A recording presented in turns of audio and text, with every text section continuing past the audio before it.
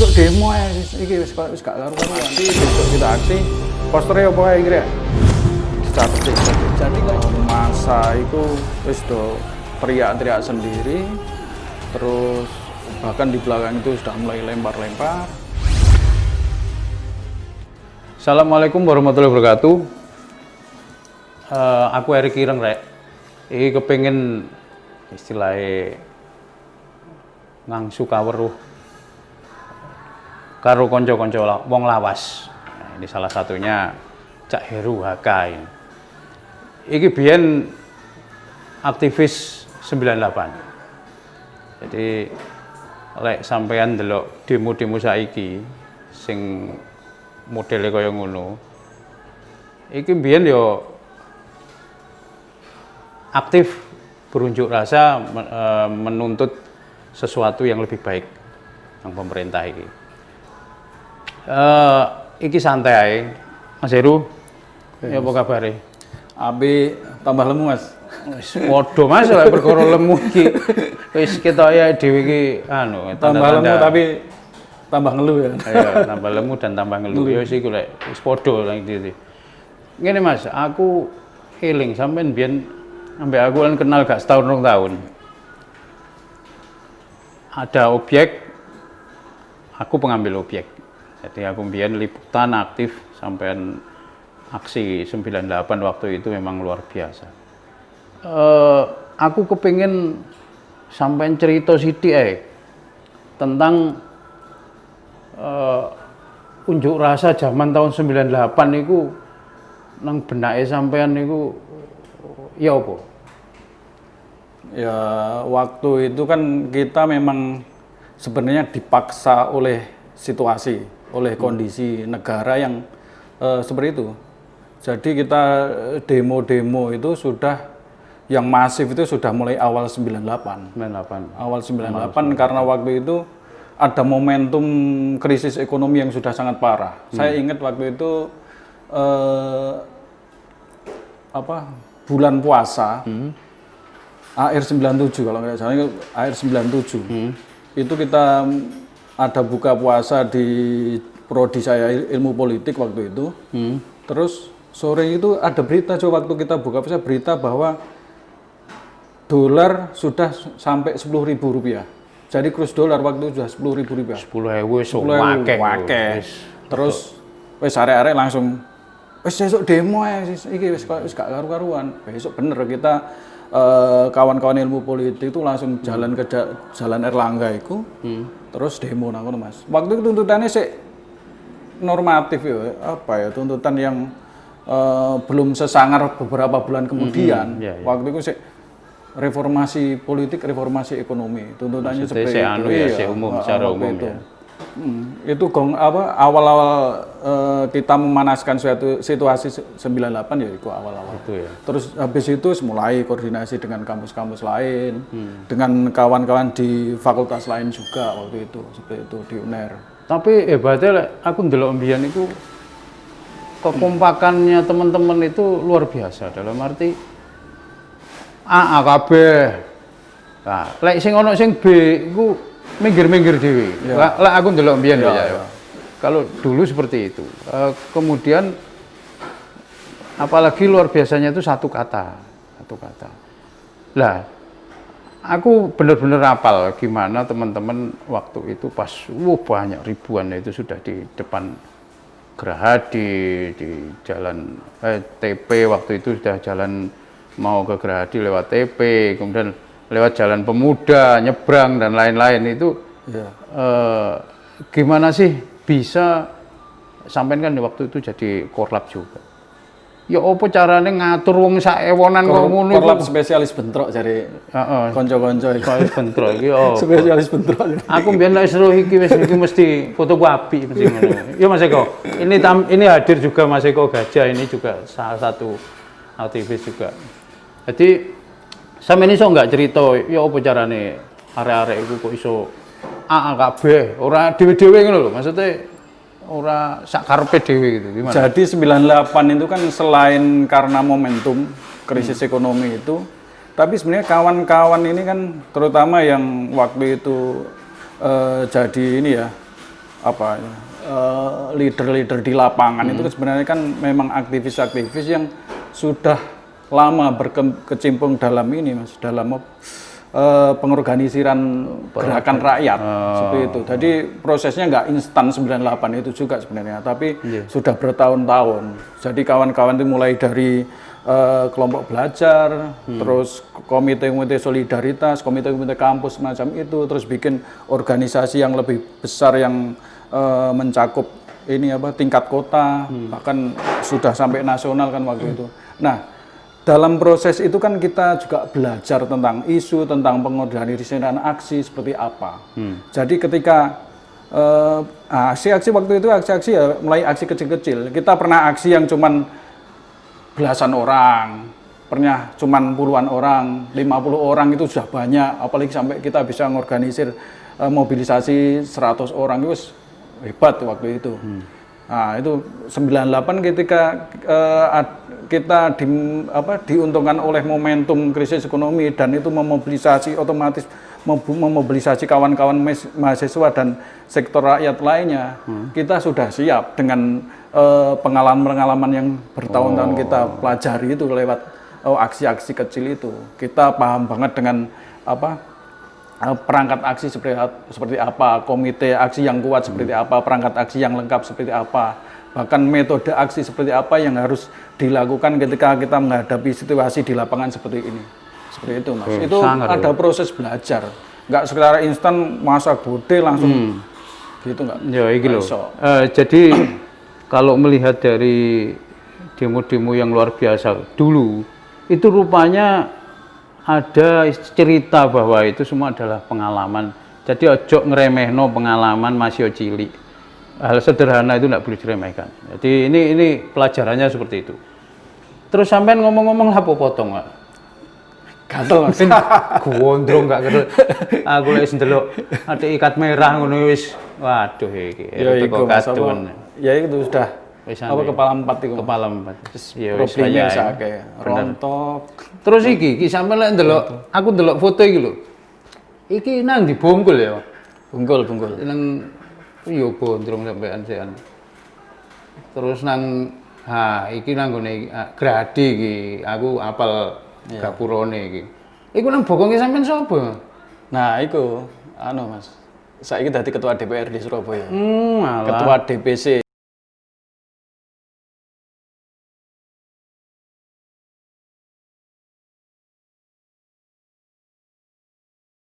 Motret nang mburiku.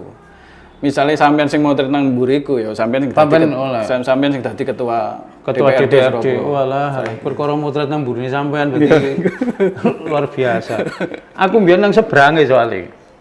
Padha gak kumanan iku menek. Jadi aku wis awak sakmene arepe menek ya engko lek tiba koyo nongko rek wis gak usah.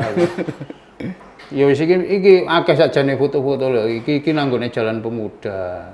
Iki nang gone di TP, wis luar biasa. Sampai saya nyimpen aja foto-foto. Iki kerukupan anduk ta iki. Kerukupan anduk. Biasa Mas, waktu itu kan demo kan mesti panas-panas dino nang dalan siap anduk. Makanya aku iki cerita sedikit. Aku kumpul iki malah dadi ireng ini. Asline putih aku iki. Nek panas iku. Lah, saiki ngene ya. Iku lek cerita zaman biyen luar biasa. Aku memang ada kesan mendalam sampai aku kudu gak ngetok nang ngene njaba 3 dino. Ero lah maksudnya aku motret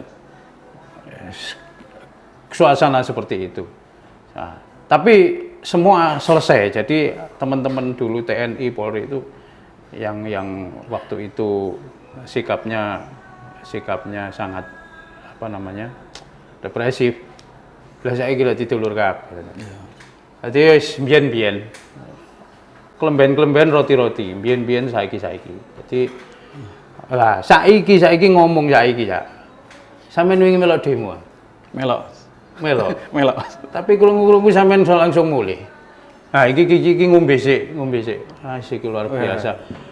Krusel ini memang beragam itunya iki dicepaki ngene luar biasa. Tapi jare sampean mulih gak sempat krungu-krungu Enggak, saya waktu itu kan tanggal 8 ya Mas. Saya tanggal 8. datang ke, memang semangatnya saya ingin ikut aksi. Anu Karena isunya memang Pas ya. isunya memang seperti itu. Tapi luar biasa, rasanya ya apa? Zaman Mas, biyen ya mesti terus masih anu ya. dadi pikiran itu sembayang mbek zaman dhisik. Biyen. Pasti lah ya. Dhisik tahu mimpin aksi sakmene iki. Nek saiki enak tapi Mas difoto, aku sing motret. Dhisik jarang sing Sopo sih? motret. Arep nyetak ya larang. Iya. Ya, Paling iya, urutan kok sampai Bambung. iku Mas. Terus piye? Cuman iya, memang beda banget dengan kondisi zaman dulu, zaman tahun 98 itu. Seperti yang aku ceritakan tadi, kita pengalaman bertahun-tahun belajar dari aksi-aksi kecil, terus kita juga belajar tentang metode aksi, tentang komite aksi yang kuat itu seperti apa, perangkat aksi yang lengkap itu seperti apa. Nah kemarin tuh saya mikir waktu awal ini kok aksi ini kok sepertinya cair banget gitu loh. Masa itu wis do teriak-teriak sendiri, terus bahkan di belakang itu sudah mulai lempar-lempar, bahkan nggak ada kepemimpinan di lapangan. Saya nggak ngelihat krisis itu. Waktu itu saya di depan Gradi ya Mas. Saya yang ceritakan ini kondisi di Gradi. Nggak tahu lagi misalnya di tempat lain kayak yang di aksi di depan gubernuran atau di depan DPRD. Tapi yang saya lihat di Gradi itu masanya masa-masa kebanyakan masa mahasiswa, terus ada juga masa-masa yang lain itu yang saya pikir itu bukan buruh juga sih. Tapi ya kawan-kawan yang ikut turun karena solidaritas itu. Karena menentang Omnibus Law itu. Ya saya lihat itu nggak ada kepemimpinan. Saya pikir saya kalau bicara ini sekedar membandingkan aja, membandingkan dengan pengalaman, bukan untuk mengevaluasi sebenarnya, bukan untuk mengevaluasi karena bukan hak saya untuk mengevaluasi, apalagi saya kan nggak terlibat di dalam aksi itu secara secara prosesnya nggak ngikuti kan, cuman ikut dalam aksi itu. Sebenarnya nggak punya hak untuk mengevaluasi juga. Saya cuma membandingkan itu aja. Membandingkan, kalau dulu itu mesti kayak gini, ada kepemimpinan, ada perangkat-perangkat aksi yang lengkap. Bahkan yang namanya poster, poster zaman dulu itu kita catat. Jadi sebelum aksi, besok kita aksi, posternya apa kira? Dicatat. Ya, jadi kalau besok ternyata di lapangan tidak ada muncul poster lain itu bukan dari kita. Luar seperti biasa. itu, bukan punya kita. Atau misalnya kalau ada kelompok lain yang masuk dalam koalisi aksi kita itu, misalnya kita aksi dulu itu waktu koalisi ya, terus bawa poster atau meneriakkan kata-kata yang tidak kita sepakati, kita bisa langsung tegur. Apal ya, kita tegur. Ingatin semua ya. Kita tegur itu. Itu loh, enggaknya kepemimpinan dalam suatu kelompok itu memang harus ada sebenarnya. Waktu itu kan kita ini Mas, kayak kesepakatan di kawan-kawan itu bahwa aksi itu ya jangan sampai rusuh misalnya, jangan sampai rusuh. Kalau misalnya kita settingnya bentrok pun karena punya target, misalnya kita target menduduki kantor gubernuran atau kantor DPRD atau kantor Gradi misalnya, menduduki Gradi, ya targetnya kita pendudukan. Kalau misalnya untuk mencapai target itu settingnya kita harus bentrok, misalnya harus ngelawan pagar betis aparat, ya nggak apa-apa, harus dilakukan itu. Tapi benar-benar tersetting dengan rapi, nggak ngawur, nggak asal ngawur gitu. Terus ngerusak misalnya ngerusak yang fasilitas umum, ya itu kalau buat kita nggak kuwi Mas. Aku ndeloke kan wingi iku koyoke sepurane iki pendapatku pribadi yo. Pokoke akses nang medsos. Bener gak? Kayak koyo pokok akses nang medsos, pokok raiku ketok nang medsos, Instagram, Facebook, berarti aku targetnya seperti itu. Bener nggak Mas Eko? Nah, Mas Eko gajah guyu kekeling.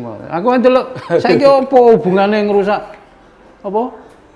CCTV dan lain-lain, iki salahnya apa? Akhirnya kan membias gak karuannya. Bener sampean ngomong tidak terpimpin gitu loh. Maksudnya itu. Jadi ini pendapat saya di wedok. Sari ngobrol. Terus apa kira-kira harapannya Mas Heru ini ke depan? Ya kita mengharapkan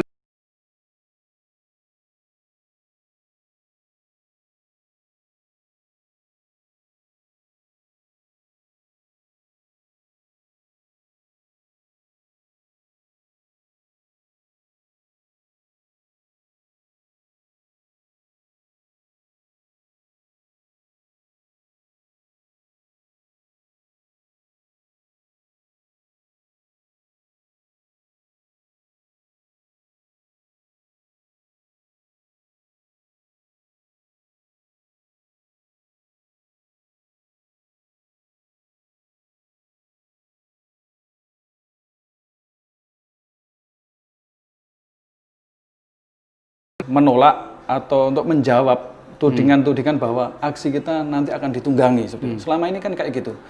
Sakti aksi akan ditunggangi. Nah, dari dulu pun aksi-aksi kita kalau kita bikin aksi ya mesti ada peringatan seperti aksi ditunggangi. Makanya kita punya perangkat yang lengkap, punya komite aksi yang kuat.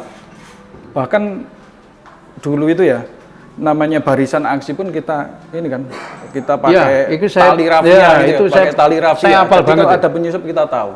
Tidak ada sama ada barisan-barisan keamanan seperti itu. Saya hafal banget waktu itu. Saya pun motret tidak menembus itu, walaupun mungkin hasilnya lebih bagus lah ya kita masuk di dalamnya. Tapi saya menghargai teman-teman waktu itu. Dan saya melihat sendiri waktu itu teman-teman bisa menangkap sendiri penyusup dan lain-lain entah dari mana. Yang jelas saya tahu dan saya punya gambar waktu itu. Gara-gara film lah, akhirnya jamur kabeh gak jelas.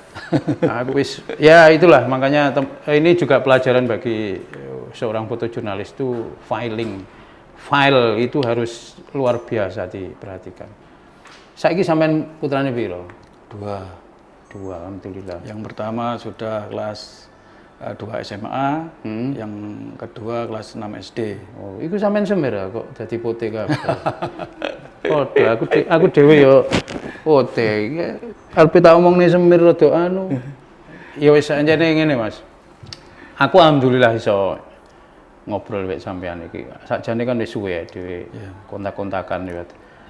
Jadi dari sini saya menyimpulkan bahwa aksi sebuah unjuk rasa, dalam sebuah unjuk rasa haruslah dikemas dengan luar biasa. Dan ada pimpinan yang Mas Eko, sampean ngetok dulu Mas. Nah, ini Mas Eko ini.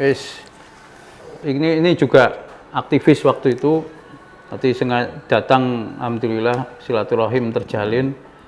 Nah, mungkin karena kita sudah dimakan usia, ya aku kadang sorry lah pangling Mas. Nah, saya memang juniornya. Oh juniornya, oh gitu ya. Saya baru, ya memang 98 itu baru. Nah ya itu, makanya aku. Beliau ini. Mas iki kan anu Mas. Riwayate mbiyen-mbiyen kan wis aku bener-bener terkesan. Jadi kenapa? Makanya terus tak bukan banding loh sih ya. Karena sudah tampak benar gitu loh. Karena saya sudah hidup di masa itu, kemudian melihat kondisi seperti ini. Ya bukan bermaksud seperti itu kita tidak berhak untuk mengevaluasi. Jadi kita sekedar ngobrol aja. Tuh. Saya agak beda teman. Generasinya memang saya sudah mulai berkolaborasi dengan kawan-kawan anarko. Era-era saya itu. Khususnya waktu mau terbentuknya LMND. Oh LMND, ya. Pendiri LMND. Iku, iya, Dan itu hafal banget aja. Waktu pembentukan itu juga ada sebagian besar anarko-anarko itu. Nah, metodenya hampir sama, cuman memang waktu itu karena kami sering ketemu bersama terus diskusi bareng sampai nyusun ataupun setting aksi bareng. Sebenarnya kayak ngapunten, memang merusak fasum itu kalau di era saya waktu itu agak ada toleransi karena kayak berpikiran ini alat atau simbol represif. Nggih. Waktu itu kan masih peralihan dari Orde Baru juga. Terus apa namanya? Cuman tidak sebegitu meluas seperti yang terjadi kemarin memang. Iya. Dan kalau di lapangan memang terpimpin. Itu memang kuncinya. Ya itu loh, benar. Jadi kuncinya itu apa-apa itu harus ada yang mimpin, ada yang mengkoordinir biar nggak ngawur itu. Ya. Jadi apa yang akan Mas Eko sama Mas Heru itu ya itu memang. Ya terus ya apa Mas? Wow. Eksis nang medsos semua ya apa? Ya gimana Mas? Memang eranya seperti itu. Era iya bener ya. Cuman sebenarnya tantangan untuk kaum-kaum yang kritis. Sebenarnya untuk kalau dulu itu harus apa namanya ada kewajiban mengorganisir. Ya, sejauh mana kawan-kawan itu ketika mobilisasi itu organisirnya, edukasinya masuk. Jadi kan sekarang orang hanya eksis terus ngomong agak di nada minor, udah dianggap orang wah. Nah, padahal kan sebenarnya konsepsi membangun sebuah negeri itu kan tidak seperti itu, gak cukup itu. Sama yang kemarin, bahkan pertanyaan saya ketika apa yang terjadi di lapangan seperti itu dan tanpa ada pembonceng-pembonceng, yang jadi pertanyaan setelah umpamanya Jokowi lengser, terus apa? Gitu. Yeah. Kalau konsepsi anarkisme, ya udah lu lantak selesai. Cuma kan rakyat tidak berdaulat di situ. Istilahnya people power. Tapi kan people power itu terpimpin Mas. Bener, makanya itu. Kalau dulu kan terpimpin. Dan waktu itu kan ya kebetulan saya di PRD juga, ya kita ambil alih kekuasaan itu. Kalau hanya bakar sana sini, apalagi ngapun kayak di Jogja itu. Kafe dibakar terus dipelintir itu gak bisa cangkruk malian ini. Yang kerja itu yang lah iya, dewe cangkruk nang di sana. Gitu. Bener Mas. Kalau apa namanya masyarakat mungkin perlu diedukasi hal positif. Ya, itu bener. Gitu. Edukasi. Terus contoh Dokter Tirta itu. Dokter Tirta itu kalau ngomong sengak. Ya kan? Malah kalau nggak paham bener, nggak mau dengar bener, ditempelin mungkin. Tapi kalau dicerna baik-baik, Dokter Tirta itu kan bagus, ngedukasi, mendidik itu. Orang sekarang kan belum tentu mau. Yang penting ngomong, mencemooh gitu dulu. Itu aja Mas kalau saya. Matur nuwun Mas Eko. Nah, ini tambahan-tambahan pandangan. Wis sepurane iki darurat wis gak apa-apa lah. Yang penting kan isine. Jadi iku sing penting ngobrol. Yang penting ngobrol. Dhewe ngene iku angel ketemu temen yo. Iki wingi janjian Senin malah dadi Selasa yo. Ya wis mangkane saiki ya apa carane kita punya istilahnya pandangan tentang gimana baiknya itu mau yang sing apik-apike dicoba rek. Iku mau wis ngomong masalah terpimpin dan lain terorganisir. Iku pegawean opo iku kudu ngono. Gak cuma demo, perasaanku lho ya. Dadi wis kabeh kudu terkoordinir. Hanya itu. Oke Mas, iki sampean ngomong-ngomong umbi nek mau wis teko Mas. Iki gak sampean umbi lah anu. Yes, sembarang Mas, sampean mau sing dimo. Ya wis ngono arek, aku suwun banget iki obrolan sing luar biasa lagi aku. Jadi untuk kita semua saya anggap ini luar biasa karena pengetahuan yang seperti ini jarang kita dapat. Dan kita mungkin melihat apa seorang pengunjuk rasa mesti antipati, mesti dianggap begini-begini. Tapi dari unjuk rasa itu kadang timbul sebuah perubahan. Jadi itu aja, terima kasih Eri Kireng. Wassalamualaikum warahmatullahi wabarakatuh.